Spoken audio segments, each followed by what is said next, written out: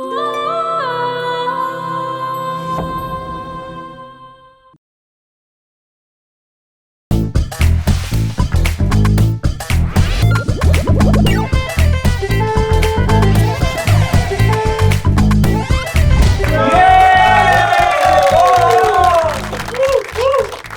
অবস্থা সবাই, কেমন আছেন? আচ্ছা, এখানে কি কোনো কর্পোরেট এমপ্লয়ি আছে? অনেকেই তো। আপনার সাথে আপনার ম্যানেজারের কেমন সম্পর্ক? অন্তরে সম্পর্ক। তাই নাকি? বুঝা গেছে, ওনার জিব্বা লম্বা। এই যে আমার গলায় যে টাইটা দেখতেছেন, আমার ম্যানেজার টাই পরে এতটুকু। আমি এত লম্বা পরি কেন জানেন? কারণ সবাই যাতে বলে আমারটাই লম্বা।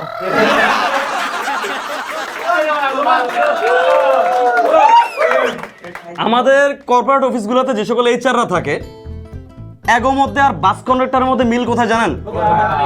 এগোরও সবাই গালাগালি করে, আর যে অ্যাকাউন্টস আছে না, ও মনে হয় যে অফিসের সবার শালা, ও কিছু না করেই গালি খায়। আর আমাদের অফিসের যে ম্যানেজাররা থাকে ভাই, ওরা যখন অফিসের মধ্যে হাঁটে তখন ওকে মুখটারে কোলা ব্যাঙ্গের মতো ওইরা রাখে। ওর কাছে যখন আমরা ছুটি চাই, ওরা এমন একটা ভাব ধরে মনে হয় যে ওকে সুপারি থেকে হাতুড়ি দিয়ে টোকা মারছে। তো আমি আমার ম্যানেজারের কাছে একদিন ছুটি নিয়েছি যে আমার দাদি মারা গেছে কয়ে আমি আরেকটা কোম্পানিতে ইন্টারভিউ দিতে গেছি। ও মা, ওখানে গিয়ে দিয়ে আমার ম্যানেজারও ইন্টারভিউ দিতে আসছে। তো এই ইন্টারভিউ ওটা আমার প্রশ্ন করছিল যে আচ্ছা আমরা আপনাকে কেন চাকরি দিব? তখন আমি কইলাম, আপনি যদি এক বাপের পোলা হতেন তাহলে আমার চাকরি দিবেন।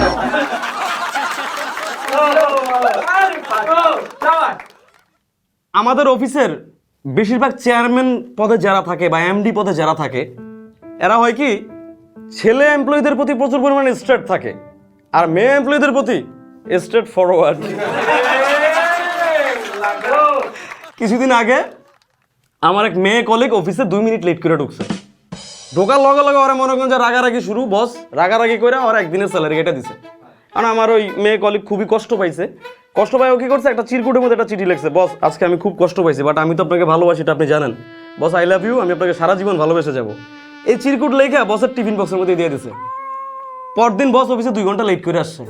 বসের নাক মুখ লাল, বস বারবার ফোন করে আর বড় কইতেছে আমার মাফ করে দাও, আমি এসব কিছু জানি না। আমাদের প্রত্যেকটা অফিসে কম বেশি চাটুকার থাকে, তেলবাজ থাকে, এটা তো জানেন তাই না? তো আমার অফিসে এরকম একটা তেলবাজ আছে।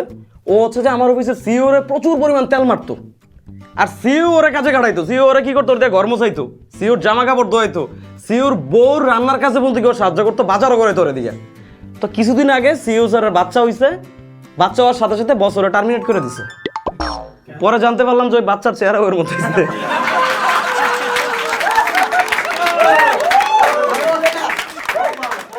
তো অফিসের কাগজপত্র নিয়ে একটু ঝামেলা ছিল, তো এটা নিয়ে আমারে পাঠালো একটা গভর্নমেন্ট অফিসে। আমি গেলাম, ওখানে তো ঘুষ ছাড়া বেশিরভাগ সময় কথা হয় না। তো আমি এক সরকারি অফিসারের লগে ঘুষ নিয়ে দর কষাকষি করতেছিলাম। তো কিছুক্ষণ দর কষাকষি করার পরে ওই লোক কইতেছে, এই ঘুষ দিলে দেন, না দিলে না দেন, আমি আর নামাজ পড়তে যাবো।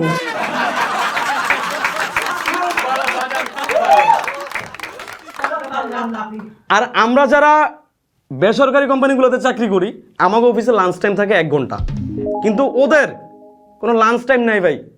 ওগো লাঞ্চ টাইম মানে একটা হিডেন ছুটি ওগো, তাই না? ওদের লাঞ্চ টাইমের শুরু আছে কিন্তু শেষ নাই, কিন্তু শেষ কখনো এটা একমাত্র উপরওয়ালাই জানে। দুপুরবেলা ওগো অফিসটা এরকম শুনশান অবস্থা থাকে, মনে হয় যে অফিসের যে ফাইল আছে না এগুলো লাঞ্চ করতে গেছে।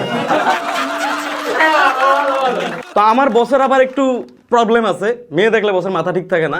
তো এর মধ্যে ওই বসের যে সেক্রেটারি আছে, মহিলা সেক্রেটারি, বসের কোলে বসে রয়েছে। এইটা আবার বসের বউ অফিসে এসে দেখছে।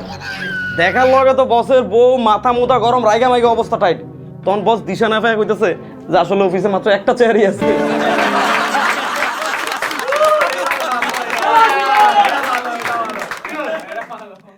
তো আমার এক কলিগ ছিল, ও হচ্ছে যে অফিসে একটু লেট করে ঢুকছে, এই জন্য বছরের রাগারাগি করতেছে। কি খবর, আপনি অফিসে লেট করে আসছেন কেন? ও বলছে বস ওই বাসায় একটু ঘুমাইয়া গেছিলাম আর কি। সে কি, আপনি বাসায়ও ঘুমান?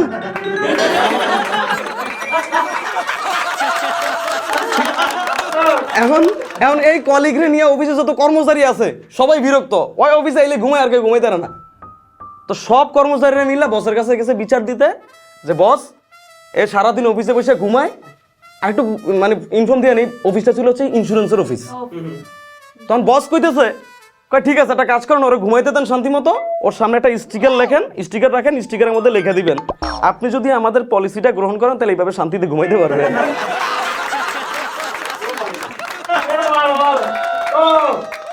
তো আমার 2 দিন ছুটি দরকার, আমি আমার বসের কাছে গেছি, গিয়ে বসের রুমেই শুরু করছি, বস আপনি ব্লু শার্ট পরে আসছেন সাথে কালোটাই, বস আপনার অস্থির লাগতেছে, ভালো লাগতেছে, সেই লাগতেছে। বস কইতেছে আমার এরকম তেল মেরে লাভ নাই, কোনো ছুটি মুটি হইব না। তখন আমি বললাম তাইলে রে টাইমেই পরে লাভ কি, আপনারা তো দেখতে কুত্তার মতো লাগে। বাই দ্য ওয়ে, আমি অফিসের লাঞ্চ টাইমে এখানে প্রোগ্রাম করতে আসছি, আমার পক্ষে আর পসিবল না। আল্লাহ হাফেজ, ভালো থাকবেন, আবার অন্য একদিন দেখা হবে। হ্যাঁ, আল্লাহ হাফেজ।